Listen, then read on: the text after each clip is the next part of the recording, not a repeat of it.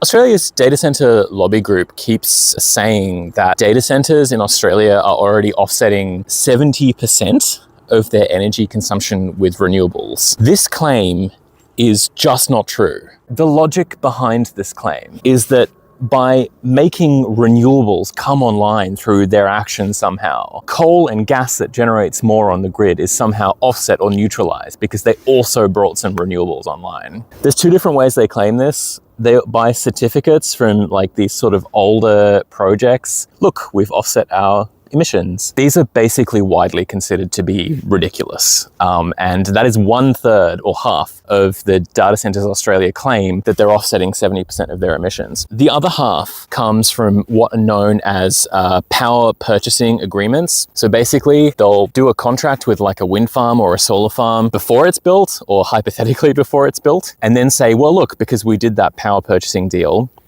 that wind farm exists because of us. So therefore we get to claim all of its power output for ourselves, which is zero emissions. And that's how they claim to be offsetting. The problem is that for these projects, a lot of them would have happened anyway. They have government support. Renewable energy is actually quite cheap now. It makes sense for companies to build it by default. It's not a bad thing to support renewables by doing these deals, but to then say that they have no climate impact because of it is, to me, a flat out lie. Because this lie is said so repeatedly and challenged so rarely, there is a false sense of complacency. I'm in Germany right now, and even Germany is not having enough of this stuff getting built. Australia is the same. When you have companies saying, yeah, no, it's no problem. Our power demand is exploding, but don't worry about it because we're covering it with renewables. And it doesn't get challenged, as Data Centers Australia have not been challenged. You have this complacency that causes a major, major problem. The net result of this is that coal and gas generators generate more than we anticipated that they would be at this point. Emissions are higher than projected.